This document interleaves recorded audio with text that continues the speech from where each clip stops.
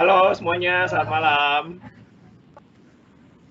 Hi everyone, welcome to our very first live e-talk. Tema e-talk Halo. kita malam ini, Maintaining Sustainability for the World with the hashtag Saving Our Tomorrow. Sebelumnya kenalin, di sini saya Ishak dari Jejakin. Well, buat teman-teman viewers di rumah yang belum tahu tentang Jejakin itu apa, saya akan brief sedikit tentang Jejakin.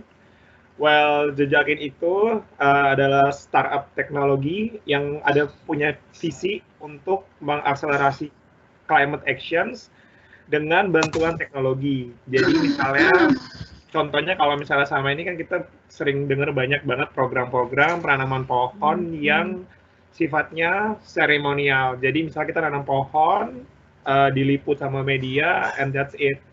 Tapi tidak ada konsep sustainability-nya. Nah, Jejakin ini bisa menawarkan teknologi yang bisa membantu untuk planning program tersebut. Selain itu kita juga bisa melakukan evaluasi, monitoring, untuk make sure kalau program-program penanaman pohon ini itu benar-benar berhasil dilakukan dan pohon-pohonnya memang hidup semua.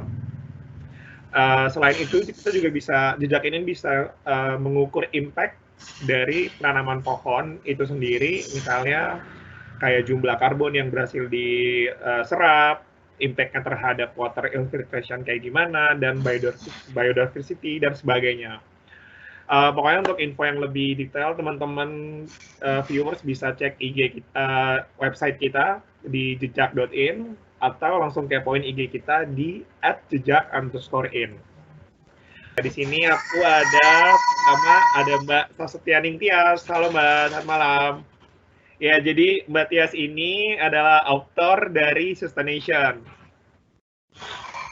Kedua, aku di sini narasumber berikutnya ada Mas Agustinus Gibran.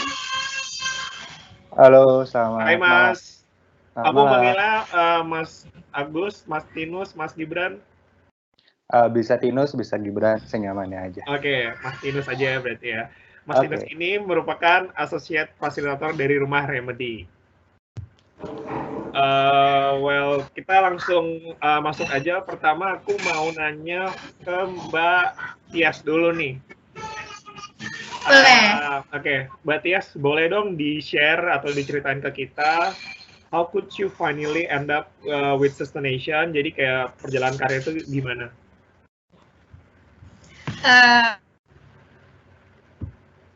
Oke, jadi sebenarnya agak panjang, tapi start dari tahun 2018 gitu, I think, atau 2019 awal. Jadi waktu itu aku sekolah di Belanda. Nah, waktu aku sekolah di Belanda itu kan sampahnya dipilah-pilah tuh, jadi banyak jenis. Kalau nggak salah ada 7 gitu, tapi di rumahku sendiri itu ada 4 jenis yang sampah rumah tangga. Yang lain itu kayak tekstil dan segala macam gitu. Itu kita buang yearly gitulah, setiap tahun tuh ada drop box-nya.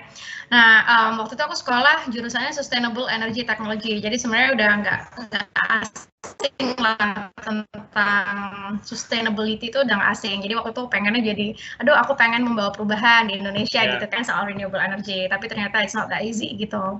Dan setelah aku melihat tong sampahku, aku ngerasa kayak, oh ternyata untuk membawa perubahan itu nggak harus jadi policy maker atau jadi presiden gitu. Karena kan kita tuh setiap diri kita itu sebenarnya presiden dan policy maker dari rumah kita sendiri ya kan. So waktu itu aku decide kayak, oh kan itu kan sampah manage aku yang produce dan aku yang harusnya bertanggung jawab gitu kan atas sampah-sampah yang aku produksi. Jadi waktu itu akhirnya kenapa aku nggak mulai dari sampah aja. Nah gitu ceritanya kenapa aku akhirnya tertarik dengan isu sampah. Dan little did I know waktu itu adalah ternyata kebanyakan kan sampah yang aku produksi itu plastik, dan ternyata plastik ini kan perjalanannya sangat-sangat jauh ya, dari minyak bumi, jadi proses ekstraksi minyak bumi sampai akhirnya dia sampai ke tangan kita dalam bentuk packaging tuh perjalanannya tuh ternyata panjang banget gitu. Jadi nggak usah ngomongin renewable energy, nggak usah ngomongin yang susah-susah lah gitu. Ternyata kayak botol plastik aja itu yang ukuran 1 liter itu perlu sekitar 5 liter air lagi dan 1 liter minyak bumi gitu kan. Itu tuh energinya banyak sekali gitu. Jadi ternyata our choice itu matters gitu, pilihan-pilihan kita yang ada di rumah itu matters banget dengan mengurangi sampah. Jadi waktu itu gitu ceritanya. Terus karena aku waktu itu suka nyari-nyari tulisan gitu kan, kebanyakan orang-orang tuh bahasa Inggris dan sangat-sangat Western centric, jadi kayak budayanya tuh disesuaikan dengan budaya Barat gitu, nggak kayak orang Indonesia deh pokoknya. Yeah. Dan dan waktu itu aku jadi ya udahlah, aku mencoba mendokumentasikan perjalanan aku dalam bahasa Indonesia. Nah itu awal mula dari Sustaination. Jadi awal mulanya memang Sustaination dan segala macam itu aku tuangin di situ, karena kan sayang banget ya aku belajar ini itu terus ilmunya aku pakai sendiri tuh kayak sayang aja. Aku pengen juga ada sharing ke teman-teman. So that's how Sustaination starts sih, dari situ. Kemudian keberjalanannya sih akhirnya Sustaination juga punya shop ya. Sekarang kita juga mendukung gaya hidup ini gitu, yang minim sampah dan berkelanjutan. Karena pada keberjalanannya itu waktu aku berusaha ngurangin sampah itu ternyata banyak banget produk-produk yang nggak tersedia di Indonesia gitu. Jadi susah, aku sendiri mengalami kesusahan. Jadi dan ternyata banyak juga teman-teman yang mengalami kesusahan, so why not gitu. Aku bantuin juga teman-teman untuk bersama-sama ngurangin sampah melalui tulisan, podcast. Sekarang kita punya podcast dan juga barang-barang yang mendukung gaya hidup itu. Jadi mudah lah gitu. Oke, well berarti basically Sustaination ini tadi kan ada tokonya sendiri. Kalau yang sejauh ini kan saya udah pernah sedikit kepo-kepo nih Mbak soal Sustaination dari Instagramnya. Well, basically kan sebenarnya core bisnis dari Sustaination ini adalah kayak online shopping ya, we can say. Nah, kalau misalnya lihat kondisi dari kegiatan shopping yang udah mulai online di Indonesia dan kalau dikaitin sama hal sustainable, itu gimana sih kalau misalnya di Indonesia sendiri kondisi pasarnya dari ketertarikan masyarakatnya, terus dari tingkat demand-nya sendiri terkait benda-benda sustainable living ini gitu. Apakah emang orang-orang di Indonesia tuh udah cukup aware dan peduli, dan emang awareness itu seberapa besar gitu tingkat awareness-nya kalau menurut Mbak Tias? Ya, ini yang suatu hal yang sebenarnya menarik banget, karena kan sustainability is very niche market, jadi marketnya itu kecil banget gitu kan.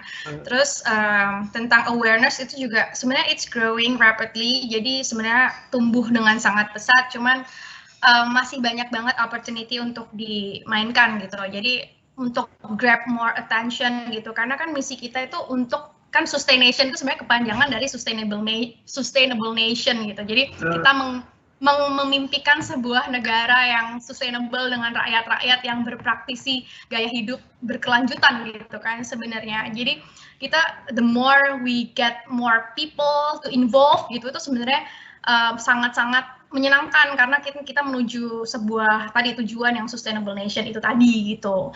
Jadi menarik banget karena we operate in a very niche market, tapi kita lagi transitioning karena kan kita niche market, terus kita pelan-pelan masuk menggebrak market yang udah ada. Jadi yang semula itu misalnya ya orang yang tadinya pakai pembalut gitu, kalau cewek-cewek sekarang jadi pakai menstrual cup atau reusable menstrual pad.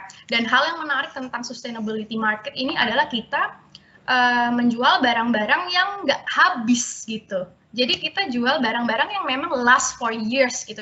Kamu bisa pakai dalam 10 tahun, 5 tahun, atau ya the entire life gitu loh. Kayak kamu hidup the next 20 years gitu, mungkin barang ini masih ada kalau kamu emang bener jaganya. Jadi yang bikin kita yang sebenarnya aku sangat-sangat tertarik memainkan ini gitu, market ini, karena kita pengen semakin banyak orang yang involve sehingga semakin besar pie-nya, sehingga kita bersama-sama menuju ke sustainable nation tadi yang aku imajinasikan gitu ya, aku impikan gitu sih. Iya. Oke, I see. Berarti kan basically di Sustaination sendiri itu emang udah banyak banget jenis produk yang udah di-develop dan mungkin diperjualbelikan juga dari Sustaination sendiri gitu kan, Mbak? Nah, kalau misalnya dari Mbak Tia sendiri nih secara pribadi, ada nggak sih produk yang paling suka dan paling dibanggain dari Sustaination itu apa? Dan kenapa gitu alasannya? Aduh, aku lagi nggak bawa nih produknya, cuman ada sih, mau aku ambil loh. Oh, boleh. Oke, bentar ya, aku ambilin dulu. Oke, teman-teman viewers, kita sambil nunggu Mbak Tias ngambil produknya.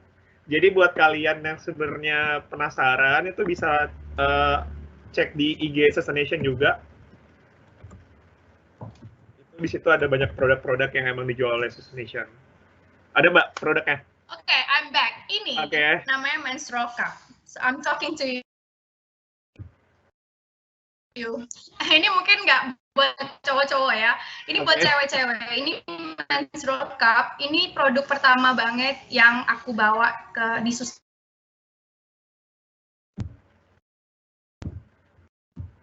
pembalut gitu. Jadi instead of pakai pembalut sekali pakai yang dijual di supermarket, aku pakai ini cuman satu buat 10 tahun. Wow, nice. Dan ini tuh sangat-sangat menyenangkan di situasi yang sekarang ini ya, yang krisis, terus nggak bisa keluar kemana-mana, terus kita harus di rumah aja, itu kan. Aku nggak perlu repot-repot beli ke pembalut,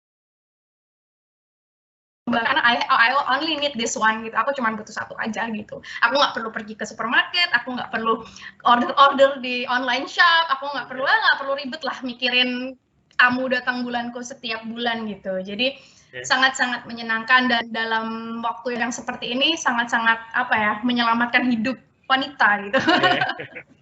Oke, berarti itu produk paling yang Mbak Tias pribadi suka ya, dan itu bisa didapetin secara online juga kan Mbak? Sustaination juga. Bisa di Sustaination juga kita jual. Oke, kalau gitu. Sekarang dari Mbak Tias aku pengen move ke Mas Tinus dulu nih, kasihan dianggurin Mas Tinus. Mas Tinus. Iya, gimana? Untuk Mas Tinus, aku banyak banget pertanyaan nih. Ya kan? Oke, jadi kalau tadi misalnya Mbak Tias kan bisa end up sama Sustaination yang emang kaitannya erat banget sama hal-hal yang sustainable. Nah, kalau misalnya Mas Tinus sendiri bisa diceritain nggak gimana bisa end up sama yoga, dan saya sempet kepoin LinkedIn-nya Mas Tinus nih. Kan Mas Tinus kayak suka banget sama kebudayaan Jepang, itu bisa diceritain nggak sih dua hal ini? Sebenarnya suka Jepang dari 2019 waktu belajar bahasa Jepang kursus gitu, dan sama kayak Mbak Tias bahwa Jepang ini menarik karena bersih dan rapihnya gitu. Jadi dari situ saya tertarik sekali sama Jepang, mempelajari berbagai macam budaya, sampai akhirnya ya kegilaan Jepang. Kalau untuk yoga sendiri sebenarnya dari 2015, waktu itu saya belajar yoga untuk sendiri, beberapa kali ke Ubud untuk ikut beberapa kelas, cuman akhirnya dari yoga saya jadi fokus di meditasinya aja gitu.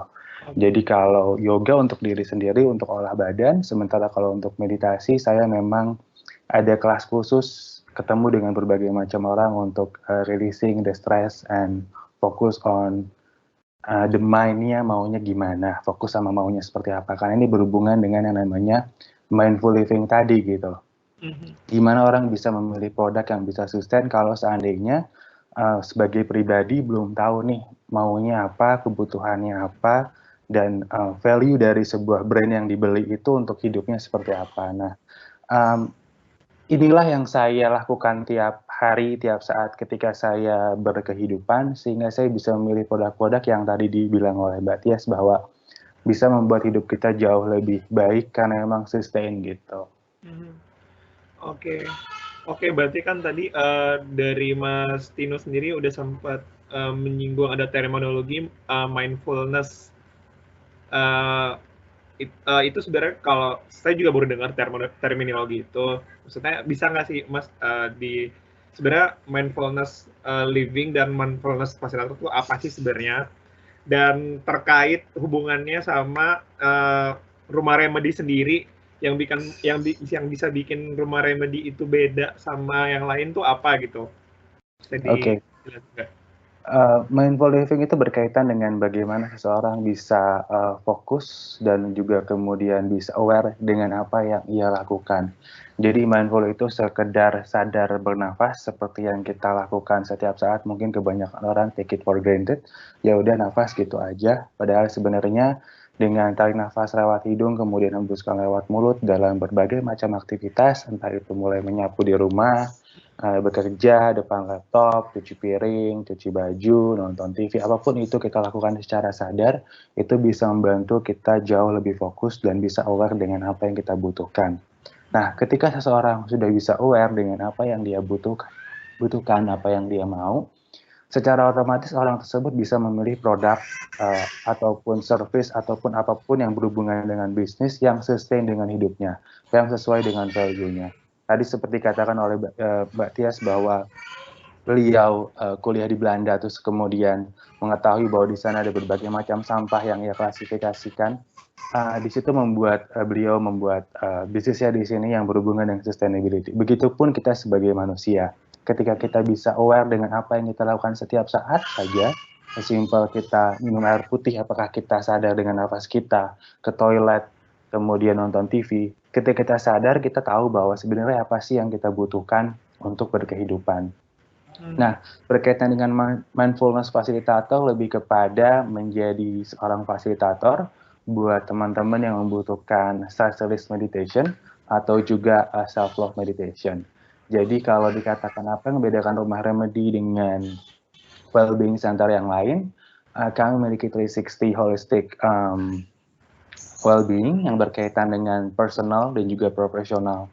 Jadi nggak jarang juga saya di-invite ke berbagai macam perusahaan untuk mengisi sesi-sesi risk karena produktivitas seseorang di kantor itu berpengaruh dari kesehatan jiwa seseorang. Ketika orang tersebut bisa aware, bisa fokus dengan apa yang dilakukan. Oke, sedang ada masalah, oke, sedang ada sesuatu hal yang tidak nyaman, dia bisa lebih fokus juga dalam bekerja.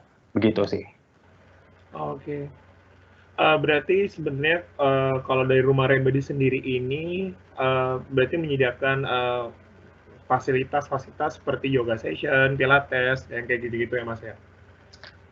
Ke fisik mungkin 30-40%, tapi lebih kepada ke mental. Ke mental lebih dari 50%. Jadi kami ada yoga, tapi kebanyakan lebih kepada meditasi, stress release, kemudian self-healing, segala suatu hal yang berhubungan dengan kejiwaan.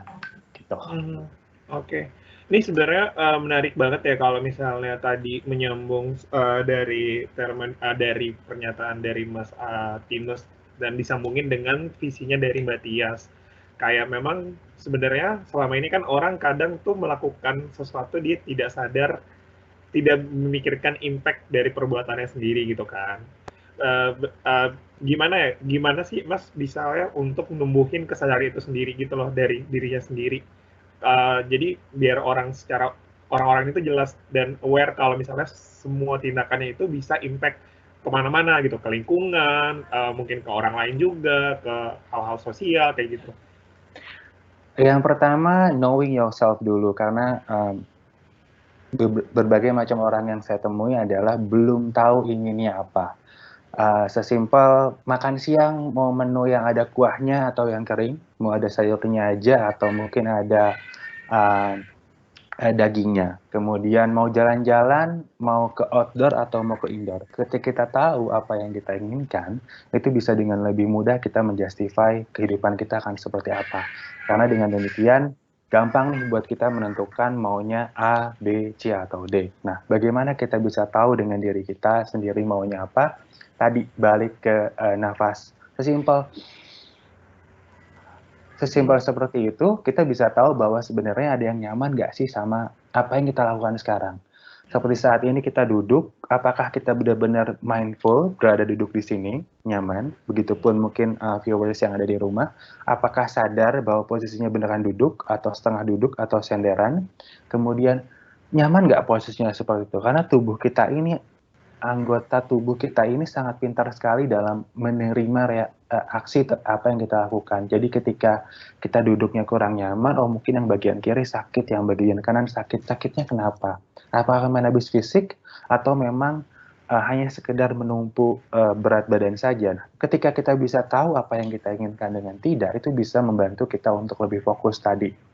Nah, sadar bernafas di sini membantu kita untuk bisa menentukan tadi apa yang kita inginkan atau yang tidak. Karena kalau kita jalan aja kayak robot dan menganggap bahwa nafas sudah berjalan apa adanya, ibarat kata ya udahlah, udah tiap hari juga nafas gitu ya, ke toilet, ke kantor, ke rumah teman, ke mall, ke apa, tapi tanpa secara sadar itu akan berdampak terhadap tadi keputusan dalam mereka membeli barang, melakukan aktivitas, kemudian membeli service-service yang lain yang ada di luaran sana, sehingga tadi tidak memikirkan ke depannya akan seperti apa. Cara yang paling mudah dimulai dengan sadar bernafas dulu. Ketika kita sudah bisa sadar dengan nafas, apapun yang kita pilih, apapun yang kita putuskan, itu bisa berdampak baik, at least untuk diri kita sendiri. Oke. Saya mau nanya ke Mbak Tias lagi nih. Nah, sebenarnya motivasi awalnya kenapa sih Mbak Tias itu emang dari awal pengen ngambil jurusan atau major sustainability gitu loh. Apa yang jadi apa yang memicu Mbak Tias dari dalam diri sendiri Mbak Tias gitu? Kenapa ngambil itu? Apa ya? Panggilan hati kayaknya. Jadi waktu itu kan aku sebenarnya sempat kerja di korporat sih. Aku sempat kerja di FMCG company gitu, di multinational company beberapa tahun lah. Terus nggak fulfilling hati aku nggak di sana gitu. Emang secara uang kalau misalnya kita kejar materi aja, uang aja gitu memang sangat fulfilling ya kan, multinational company itu dengan segala fasilitas dan iming-iming ini itu. Cuman lagi-lagi kan kita bicara nggak cuma uang ya kan, maksudnya apakah kita bahagia? Kalau kita tadi ngomongin mindfulness dan segala macam itu kan sebenarnya sangat relate, apakah kita sendiri itu bahagia dengan segitu banyak uang yang kita punya misalnya ya, kalau kita ngomongin uang. Nah ternyata aku nggak bahagia gitu. Nah suatu hari waktu itu aku bulan madu ceritanya. Jadi aku waktu itu habis nikah, terus waktu itu aku bulan madu ke Papua. Jauh ya bulan madunya aku ke Papua, tapi bukan ke Raja Ampat gitu sih, waktu itu ke Nabire sama ke Biak, jadi nggak terlalu turistik gitu. Jadi emang aku sama suami aku emang suka diving, jadi kita cari spot-spot yang nggak terlalu turis gitu. Nah cuman waktu di sana itu ternyata lumayan heartbreaking sih sebenarnya, karena kan aku tinggal di Jakarta lumayan lama gitu. Aku tinggal kecil di Surabaya, jadi selama ini aku di kota besar gitu kan, dimana listrik, pokoknya semua kebutuhan itu tinggal merem aja ada gitu ya kan, listrik tinggal pencet itu ada gitu, makanan tinggal beli ke warung itu ada gitu, bensin itu kita tinggal ke pom bensin itu selalu ada gitu. Nah sementara waktu aku ke Papua itu ribet banget gitu, maksudnya kalau malam kita harus pakai genset, terus kita pakai cari bensin itu juga harus tahu jam-jamnya kapan segala macam, pokoknya ribet banget deh. Di situ aku ngerasa kayak kita tuh sangat take it for granted lah listrik ini ya. Waktu itu aku pikirnya karena listrik kan, aku belum tahu nih soal sampah ini. Waktu itu aku cuman berasa kok ini banget persoalan energi waktu itu kenapa ambilnya kok renewable energy, karena kita tuh sering kali take it for granted aja, dimana kalau di Jakarta tuh kita kan kayak ada reklame yang tahu nggak sih, yang di mall, yang di perempatan jalan tol itu yang LED banyak banget tuh kan, kayak gila banget itu berapa watt gitu, sementara di Papua itu listrik tuh susah banget gitu. Nah waktu aku ngerjain tesis itu juga aku di Sumba, ternyata Sumba itu Sumba Barat dan Sumba Timur itu nggak interconnected gridnya, jadi Sumba Barat sendiri, Sumba Timur sendiri gitu. Jadi di tengah-tengah itu bisa mati segala macam, dan itu pokoknya nggak banget gitu. Maksudnya kita di Jakarta boros banget listrik, sedangkan daerah timur, teman-teman kita di sana, saudara-saudara kita di sana itu susah banget persoalan energi. Jadi makanya gimana sih kayak biar kita itu shifting ke renewable energy, makanya waktu itu aku ambil sustainable energy technology ini gitu. Tapi ujung-ujungnya sih nggak kepake juga gitu. Ternyata sangat complicated gitu, masalah energi itu nggak bisa kayak satu individu langsung mulai hari ini juga, itu nggak bisa. Makanya kenapa waktu aku ngelihat apa ya yang bisa aku lakukan, yang aku bisa lakukan sekarang sebagai manusia ini apa gitu. Jadi waktu aku ngelihat sampah karena sampah juga sangat menyumbang emisi karbon, sangat menyumbang energi juga kan, karena membuat sesuatu hal untuk dibuang itu kan such a waste of energy juga kan sebenarnya. Jadi ya gitu, akhirnya kenapa aku memutar haluan ke sampah ini, karena setiap orang pasti produksi sampah, setiap orang pasti punya sampah, dan setiap orang harusnya take control of what you dan take responsibility dari apa sih sampah-sampah yang dihasilkan gitu harusnya gitu. Jadi benar-benar itu tingkatnya di level individual gitu sih. Jadi semua orang bisa melakukan. Jadi itulah kenapa akhirnya ke sampah. Saya mau nanya dulu dari Mas Tinus kali ya. Kalau misalnya Mas Tinus nih, ada tips nggak sih untuk misalnya buat saya pribadi juga dan teman-teman viewers yang ada di rumah yang udah mulai bosan banget nih dengan kegiatan karantina hashtag di rumah aja tuh, biar nggak terlalu insane, ngapain sih Mas? Ada tips nggak?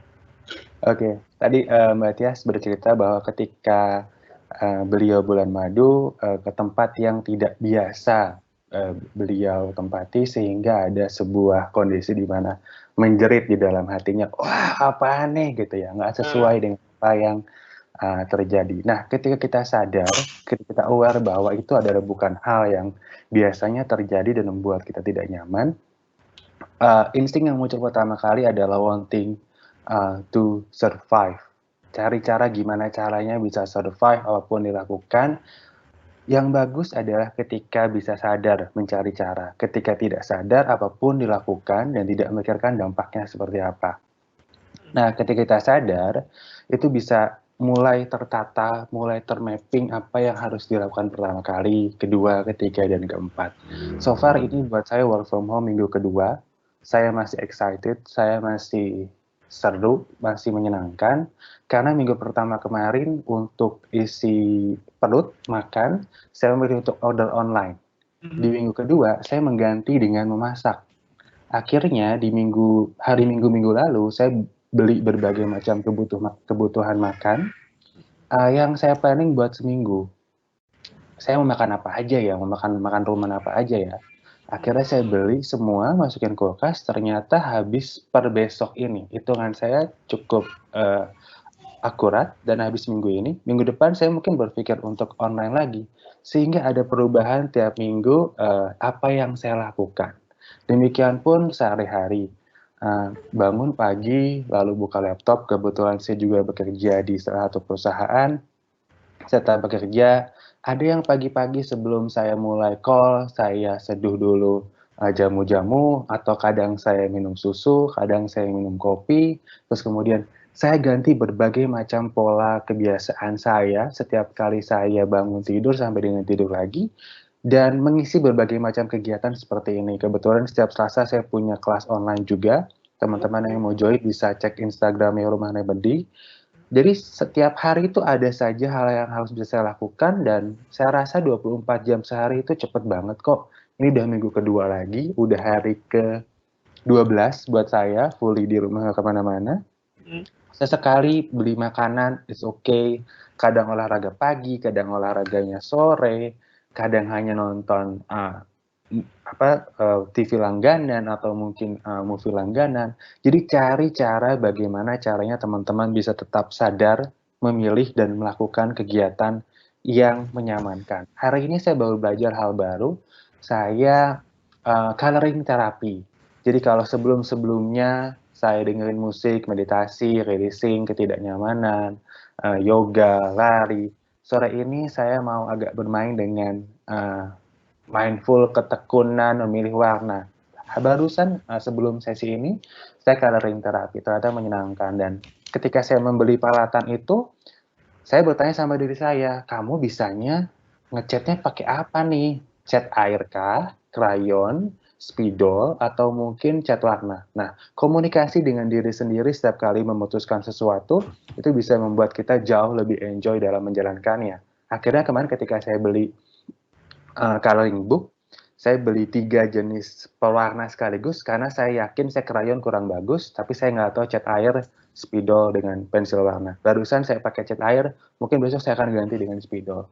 Sehingga berbagai macam kegiatan yang selama ini kita anggap kayaknya nggak bisa dilakukan, kayaknya males, kayaknya ini kayak itu. Ini saatnya kita untuk mencoba melakukan hal tersebut.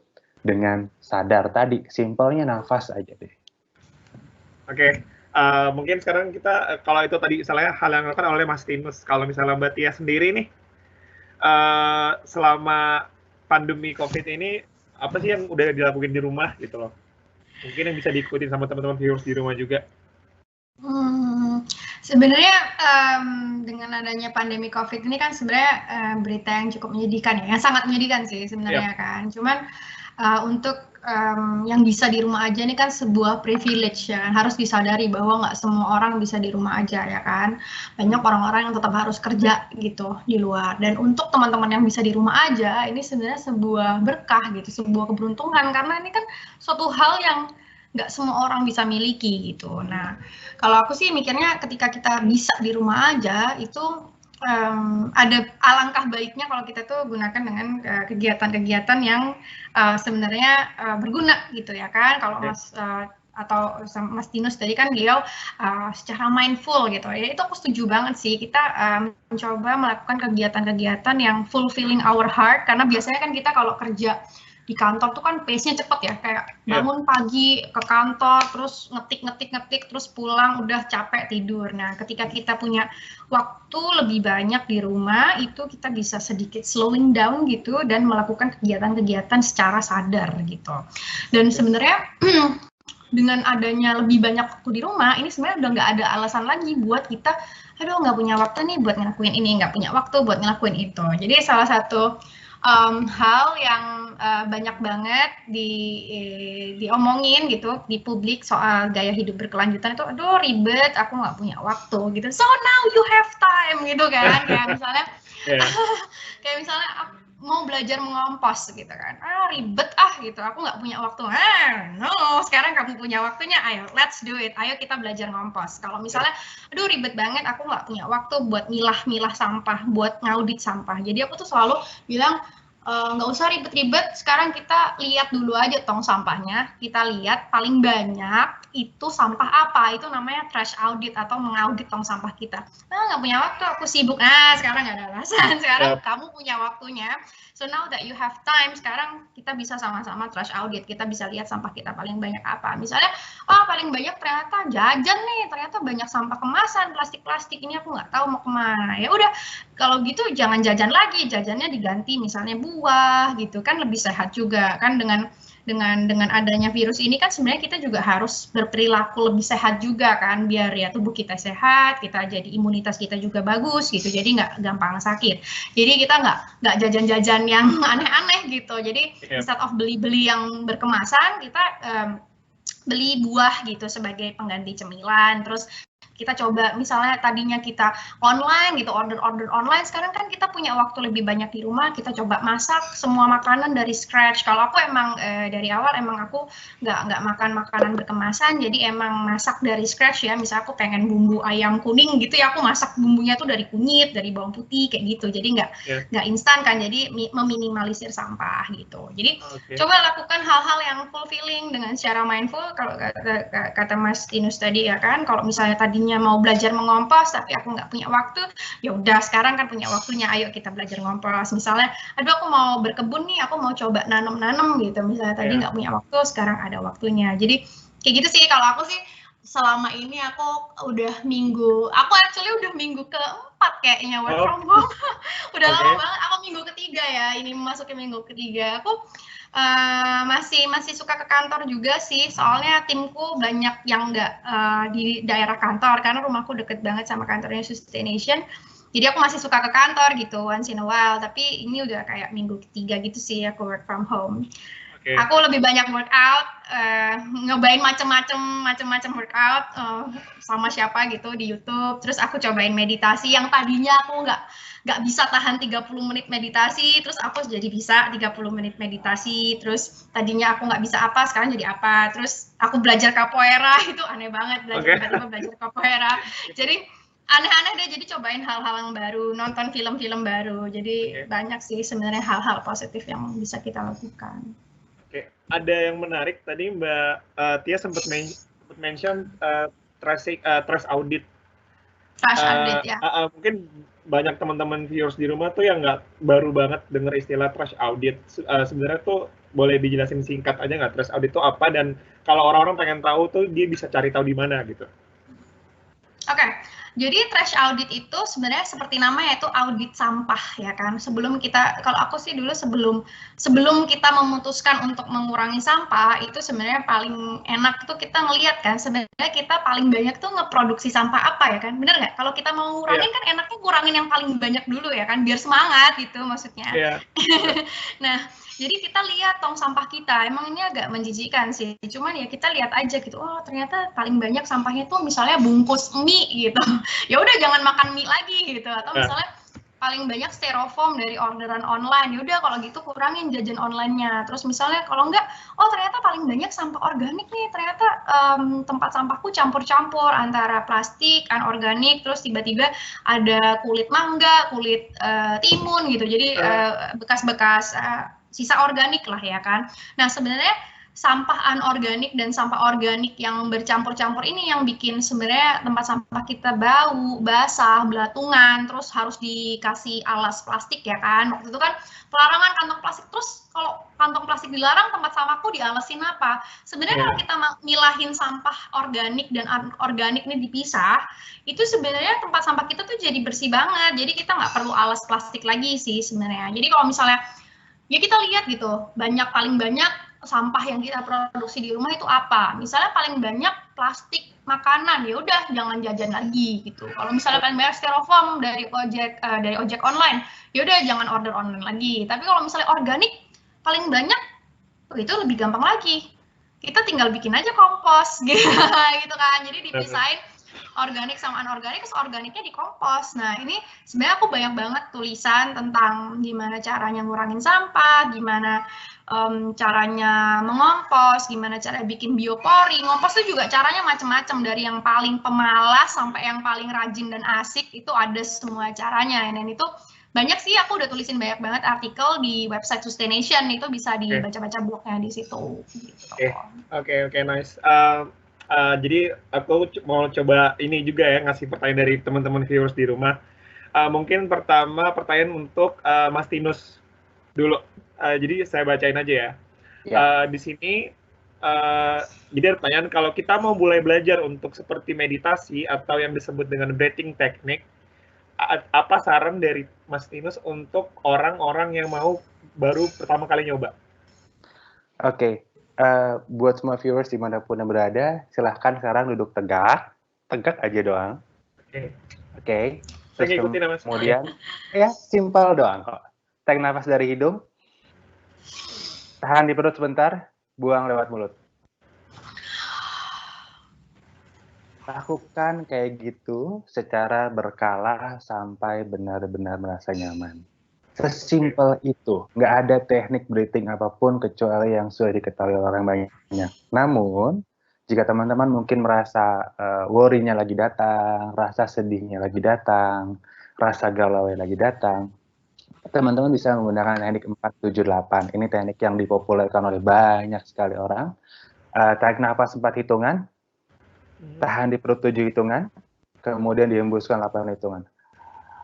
Sesimpel itu aja. Jadi nggak ada teknik bernafas yang harus dilakukan, senyamannya, yang penting sadar ketika bernafas. Gitu. Oke, ya semoga itu tadi caranya teman-teman yang nanya udah ngerti. Terus kita move ke the next questions. Masih buat Mas Tinus. Ada yang nanya, kira-kira ada tips untuk orang yang baru mau memulai mindful living, itu gimana? Oke, yang pertama tentang mindful living tadi adalah sadari dulu apa yang diinginkan, apa yang dibutuhkan, dan apa yang bisa dilakukan. Karena antara butuh dengan ingin, itu kadang suka nyaru, aduh ini sebenarnya gue butuh, apa gue mau aja.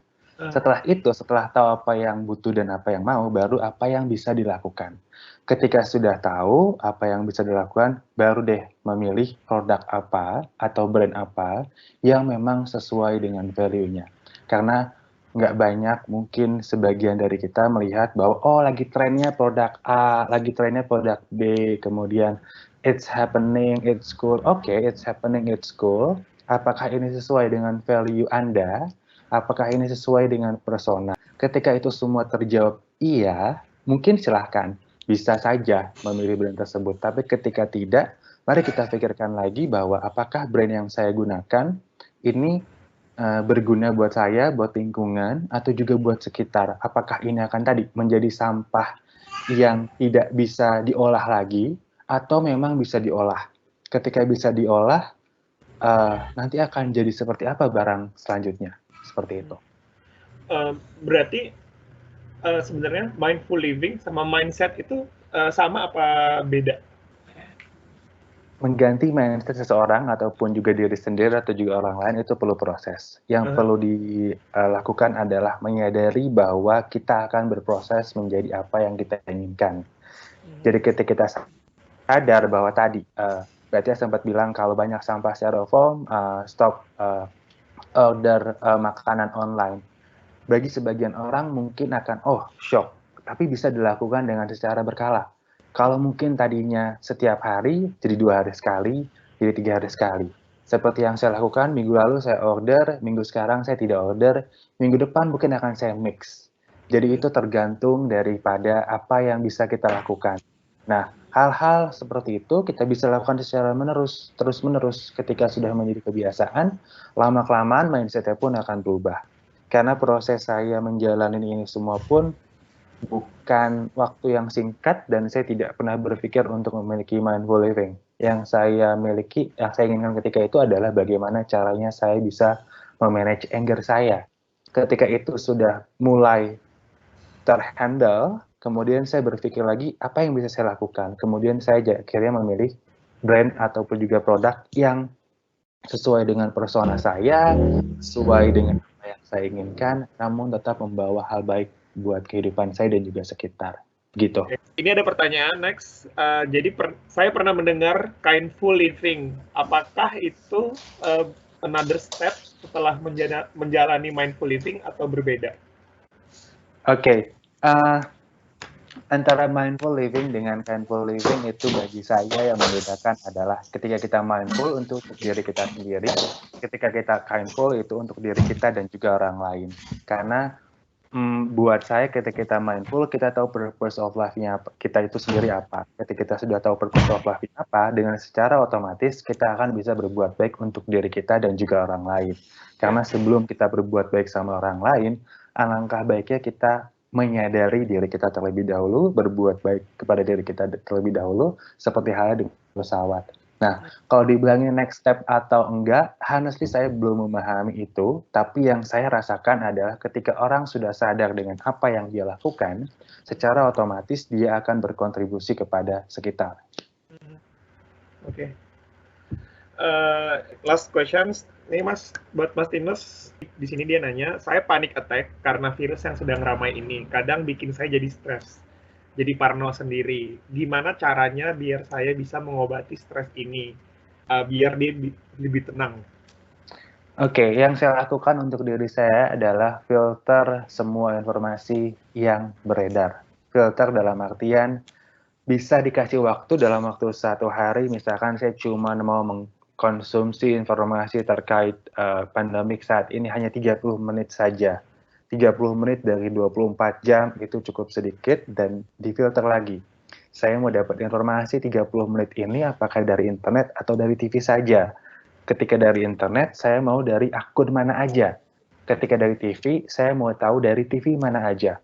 Ketika kita bisa memfilter informasi apa saja yang mau kita terima dan mau kita tangkap, itu bisa membantu kita untuk memperkecil ruang lingkup kita terhadap informasi yang mungkin sebetulnya tidak perlu kita ketahui. Kenapa? Karena pikiran manusia itu dalam 1 detik mikirnya itu udah macam-macam. Itu udah hal lumrah. Saya pun sampai hari ini 1 detik mikirnya udah berbagai macam hal.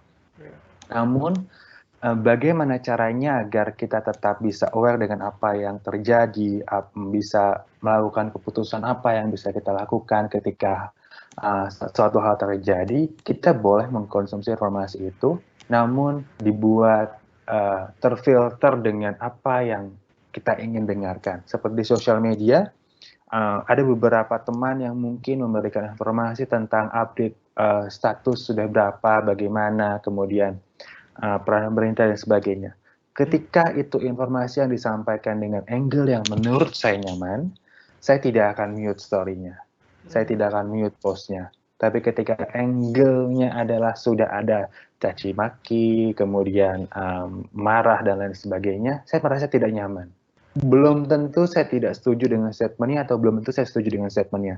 Tapi kondisi saya merasa tidak nyaman itu adalah hak penuh saya untuk bisa menentukan pikiran dan hati saya agar jauh lebih nyaman dalam menjalani hidup.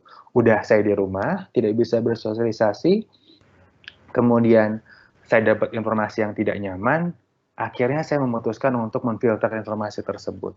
Sehingga saya bisa jauh lebih mindful dalam melakukan sesuatu. Yang kedua adalah tadi, mencari kegiatan-kegiatan yang belum pernah dilakukan. Tadi, ngelihin sampah belum pernah.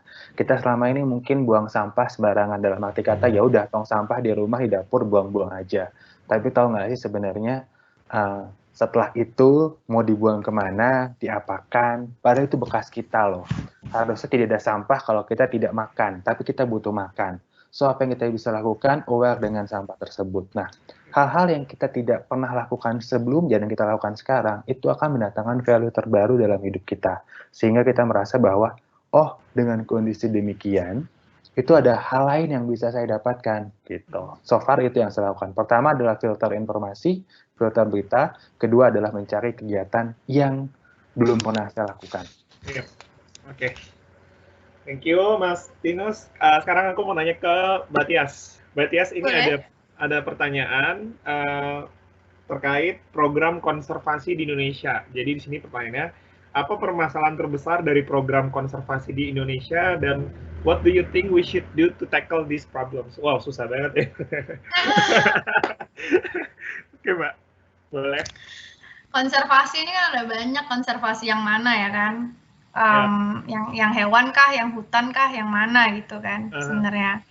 Nah, iya kita menghadapi banyak sekali masalah persoalan lingkungan ya. In general nggak cuma konservasi aja, permasalahan lingkungan di Indonesia itu bukan menjadi top of mind ya buat para policy maker, buat para pemangku kepentingan publik di sana itu bukan jadi apa ya top of mind lah, bukan masalah yang urgent yang untuk diselesaikan sekarang hari ini itu bukan itu gitu ya kan.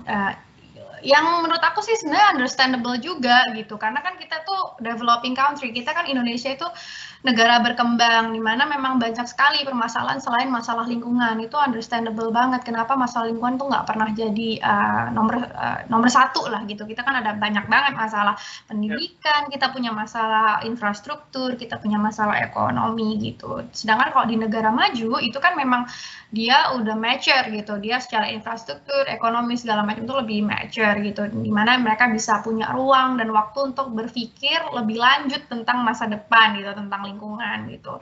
Dan memang challenge-nya itu berbeda sih di antara dua negara itu ya, negara maju sama negara berkembang itu memang sangat-sangat berbeda.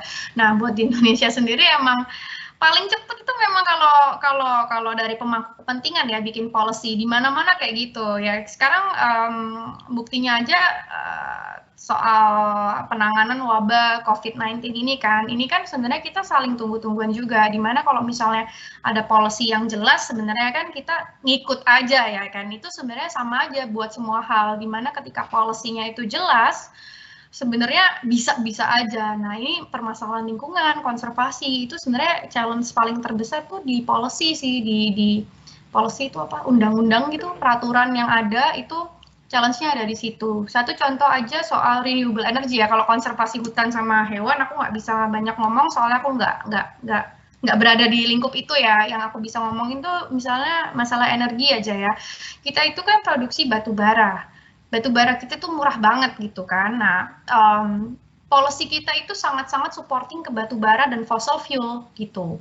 Nah, buat renewable energy masuk itu susah banget gitu, susah sekali gitu. Itu belum ada, maksudnya sedikit sekali supporting policy supaya orang-orang itu mau invest di renewable energy. Itu kenapa renewable energy di Indonesia itu nggak rapidly growing gitu, nggak cepet banget transitioning, karena ya again itu bukan masalah yang simple, banyak banget pemangku kepentingan, terus dibutuhkan policy yang mendukung kayak gitu sih. Dan aku yakin sih sebenarnya permasalahan lingkungan yang lain kayak konservasi hutan, konservasi hewan itu menghadapi permasalahan yang sama.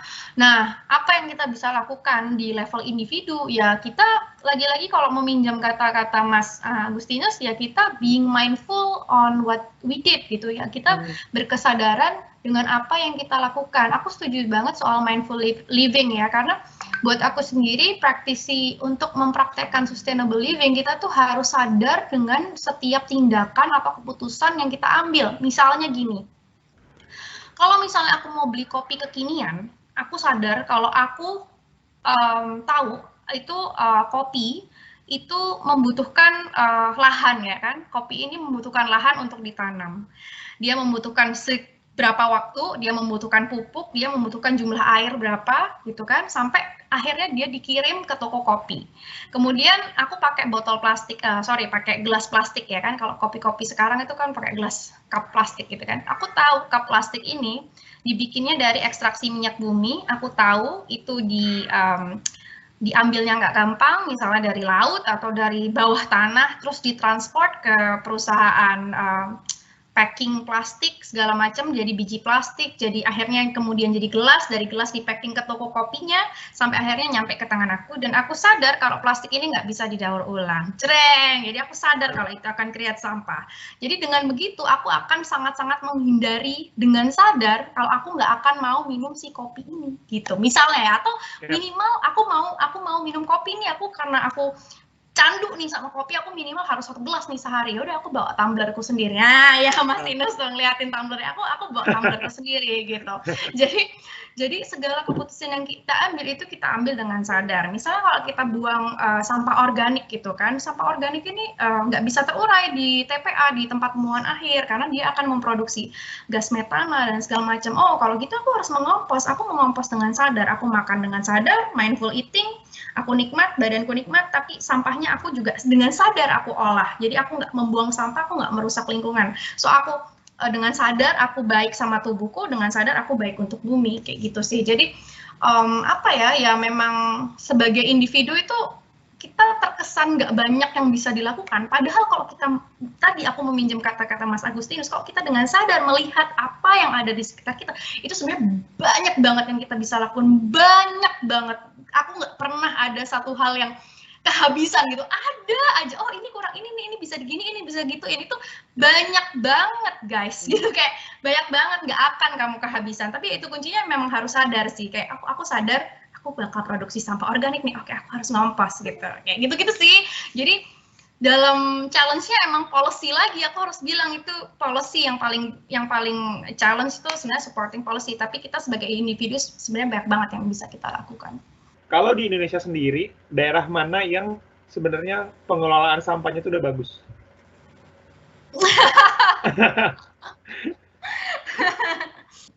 Ada beberapa contoh kampung yang mereka bilang itu zero waste kampung. Jadi mereka benar-benar praktisi, salah satunya tuh di Bandung, ada lagi juga di Jakarta itu ada, di Malang juga ada, aku tahu. Jadi bukan kampung sih, etik gitu. Jadi mereka bilangnya zero waste village atau kampung-kampung minim sampah. Nah, itu mereka bilang bahasa Indonesia.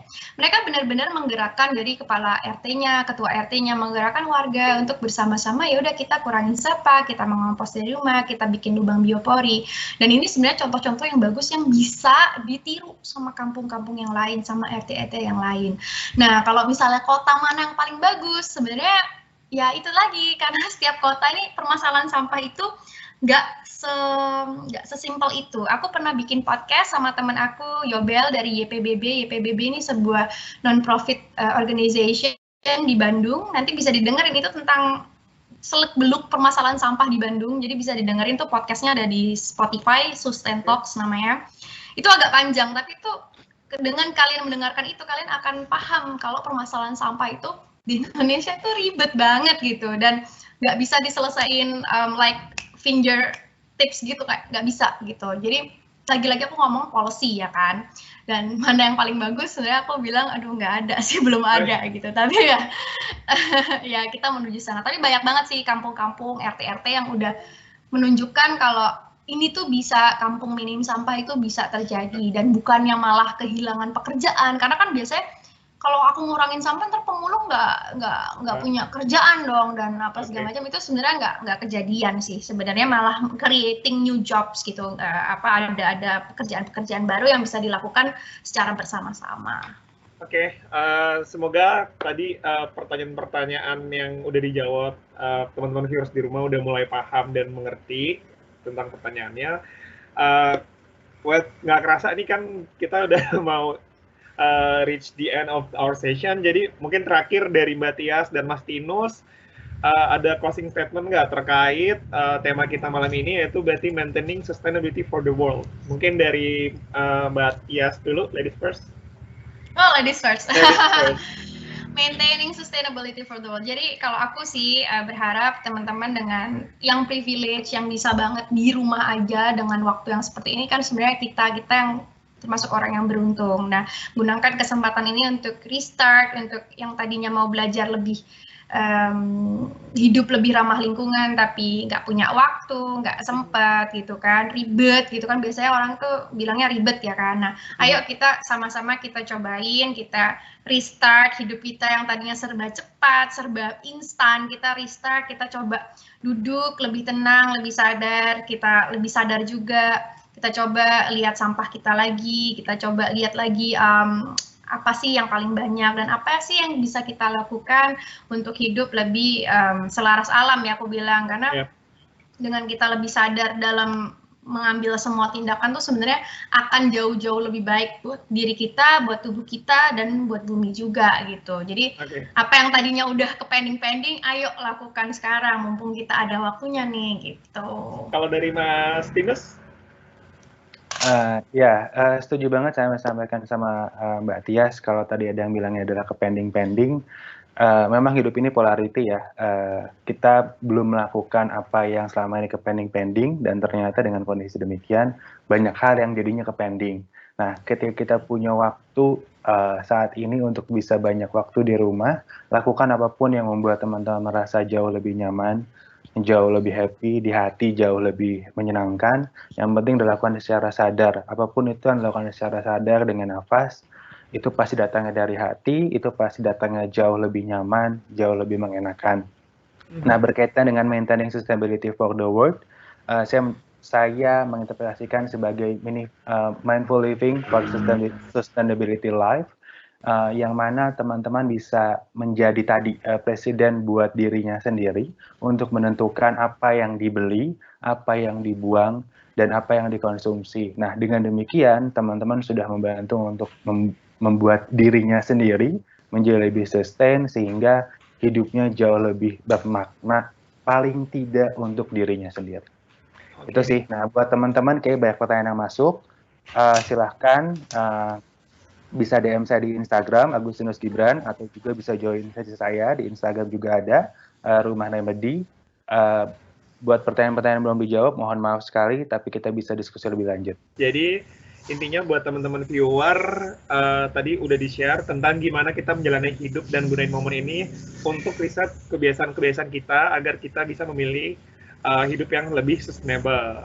Kemudian juga di-share oleh Mas Tinus kalau misalnya tentang pre-decision ini, sebelum kita pengen ngelakuin konsep hidup seperti yang dilakukan oleh Mbak Tias, kita juga harus punya mindful living. Jadi dengan combine dua hal ini, kita bisa menuju perilaku dan bertindak lebih sadar lingkungan, dan bersama Jejakin juga kita bisa maintain sustainability untuk dunia, diawali dengan action dari diri sendiri. Oke, kalau gitu terima kasih banget nih untuk Mbak Tias dan Mas Tinus yang mau luangin waktunya gabung sama kita. Terima kasih Mbak Tias. Ya, sukses pokoknya semua sama apa yang dikerjain. Semoga sukses dan sehat-sehat terus, stay safe. Amin. Sehat buat yang lain, sehat buat Mbak Tias, Mas Isak, dan juga tim dari Jejakin. Iya, oke.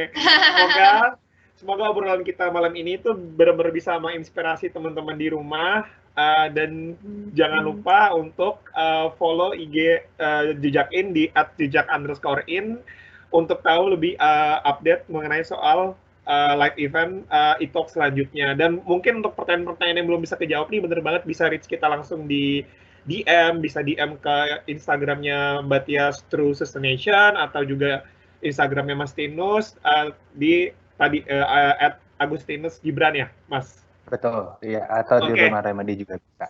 Oke, kalau gitu terima kasih. See you semua. Stay safe, stay healthy, and do what we can do at this time of crisis moving forward in #SavingOurTomorrow ya. Take care dan bye.